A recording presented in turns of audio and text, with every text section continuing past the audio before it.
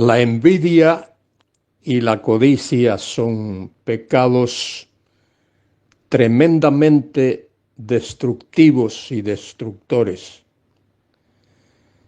Dios, en la ley de Moisés, el mandamiento número 10, el último de los mandamientos, dice: no codiciarás. Dios repudia la codicia. Personas que son codiciosas son disciplinadas por Dios. Caín codició las bendiciones que Dios había dado a su hermano Abel y lleno de ira lo mató. La codicia produce malos sentimientos, malas actitudes en el corazón del ser humano. Ananías y Zafira en el Nuevo Testamento, Hechos capítulo 5, codiciaron, querían sobresalir y trataron de engañar al apóstol Pedro, diciendo que habían vendido su propiedad en una cantidad que no era la correcta. Codiciaron, querían quedarse con gran parte del producto de la venta de aquella propiedad. Y Dios los disciplinó. Dios mató a Ananías y a Zafira. Querido escuchante, tú y yo debemos de pedir a Dios en oración que nos libre de envidia y de codicia, que nos haga ser transparentes y que nos haga gozarnos cuando otro triunfa. No practicar la envidia ni practicar la codicia. Soy Luis Carballosa. En este día quiero compartir con vosotros las enseñanzas del Salmo 109. Este es un salmo algo difícil de interpretar. Es uno de los salmos llamados imprecatorios. La palabra imprecatorio o imprecatoria significa pedir que Dios discipline o castigue a la persona que obra mal, que hace daño, particularmente le hace daño a uno. En este salmo, David pide a Dios que Él discipline, que Él castigue a aquellos que sin causa querían hacerle daño y lo perseguían. Es interesante o importante observar que David era el rey de Israel cuando escribió este salmo. Como rey de Israel, él pudo haber actuado y haber castigado, incluso hasta la muerte, a aquellos que le hacían daño, pero no hace eso. David apela a Dios. Qué tremenda lección para ti, querido hermano, querida hermana, y para mí. Nunca, ni tú ni yo, debemos tomar la justicia en nuestra propia mano. Debemos de acudir al Dios Todopoderoso, que Él haga su obra, que Él discipline al que necesita disciplina y castigue al que necesita castigo. El Salmo comienza con una oración y una queja de David. Oh Dios de mi alabanza, no calles, porque boca de impío y boca de engañador se han abierto contra mí. Han hablado de mí con lengua mentirosa, con palabras de odio me han rodeado y pelearon contra mí sin causa. En pago de mi amor me han sido adversarios, mas yo oraba. Me devuelven mal por bien y odio por amor. Esto es lo que David expone delante de Dios. El trato que estaba recibiendo de aquellos que le rodeaban y que fingían ser sus amigos. En lugar de dar gracias por el amor que David le mostraba, odiaban a David. Sin embargo, David oraba por ellos, mas yo oraba, dice allí al final del versículo 4, me devuelven mal por bien y odio por amor. Ahora comienza la parte imprecatoria. Esta es la parte más difícil de comprender.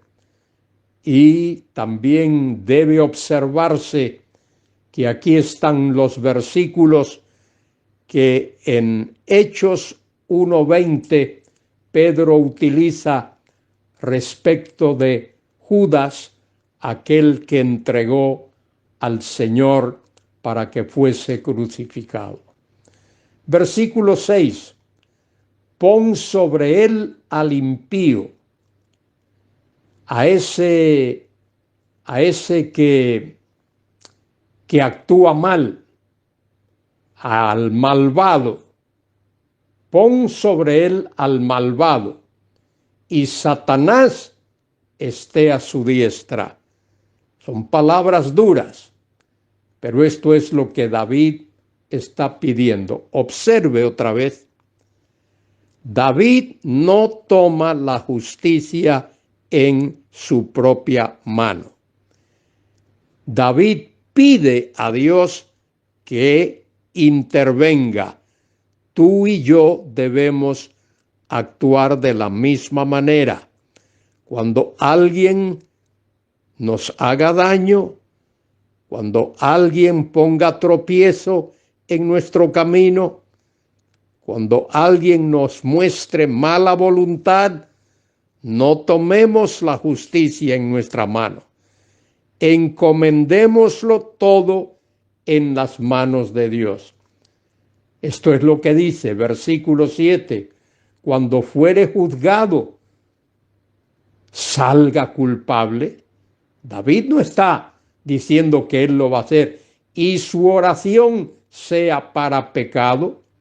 Sean sus días pocos. Tome otro su oficio. Esto fue lo que Pedro dijo allí en Hechos 1:20 acerca de aquel Judas que entregó al Señor. Sean sus hijos huérfanos y su mujer viuda.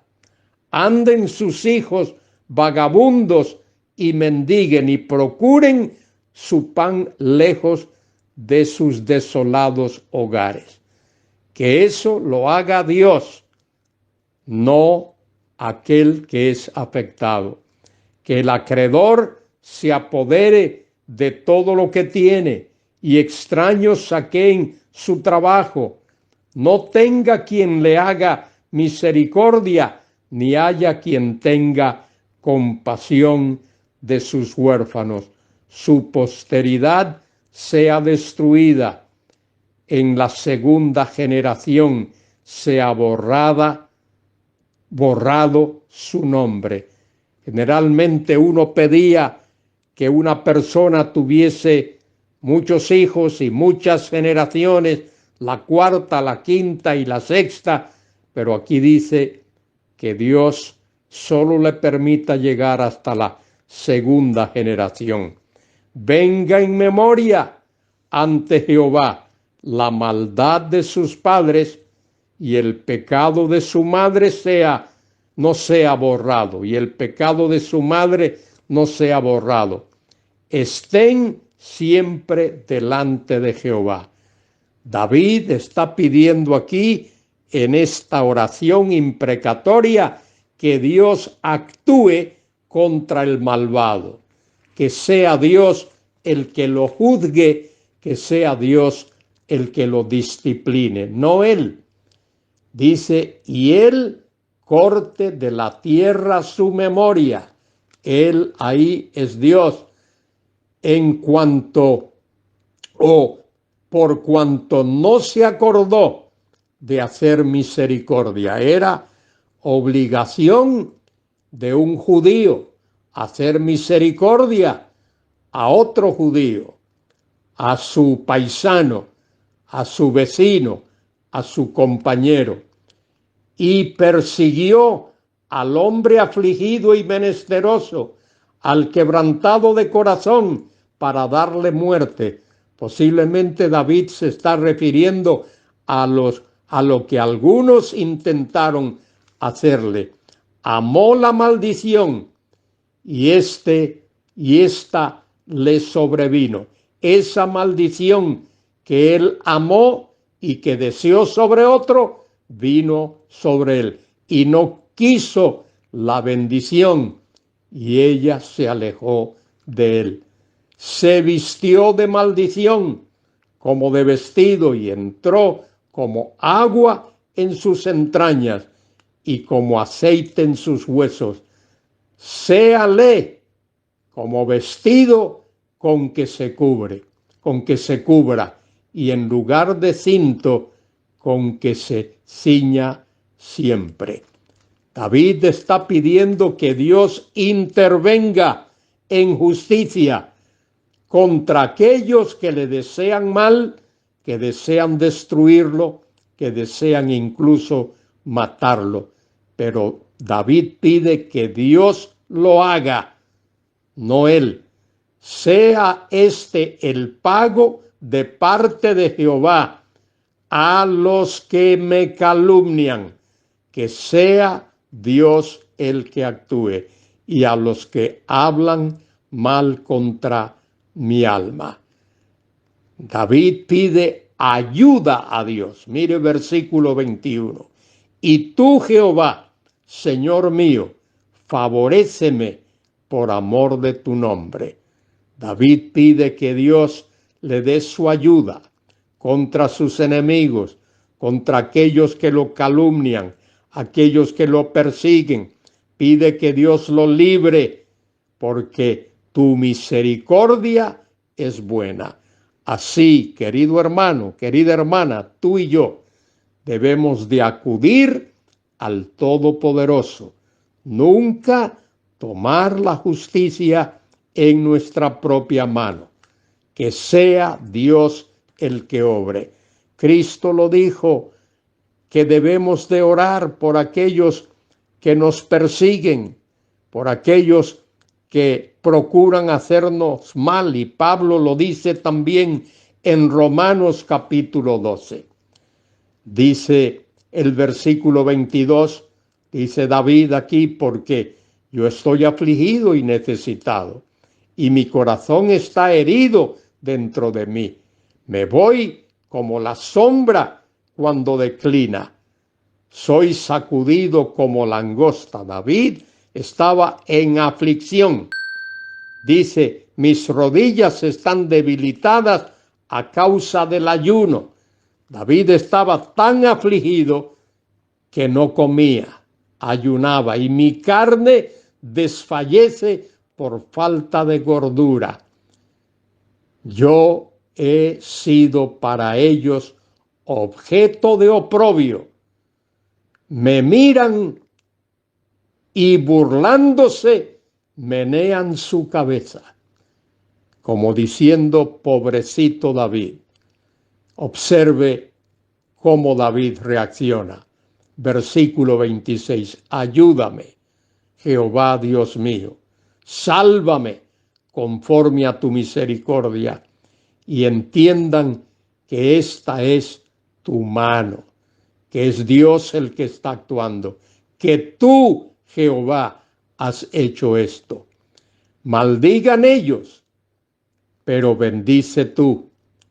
Levántense, mas sean avergonzados, y regocíjese tu siervo. David pide que Dios intervenga, que Él ponga en su sitio a aquellos que le perseguían y le deseaban mal. Pero Él está aferrado a Dios. Versículo 29. Sean vestidos de ignominia los que me calumnian, sean cubiertos de confusión como con manto. En contraste con eso, termina el Salmo, versículos 30 y 31. Yo alabaré a Jehová en gran manera con mi boca, y en medio de muchos le alabaré, porque Él se pondrá a la diestra del pobre para librar su alma de los que le juzgan. Querido hermano, querida hermana, pon siempre tu causa en las manos de Dios. Ora por aquellos que te persiguen, aquellos que te desean mal, aquellos que te tienen mala voluntad. Ora por ellos. Que sea Dios el que intervenga, que sea Dios quien los discipline, no tú ni yo tampoco. Alza tus ojos a Dios en este día. Alcemos tú y yo nuestros ojos a Dios y busquemos su misericordia, su gracia, su amor, su compasión, incluso hacia aquellos que nos desprecian o que nos hagan mal o que nos hagan daño. Para Dios sea la gloria, la honra y la alabanza, ahora y por siempre. Amén.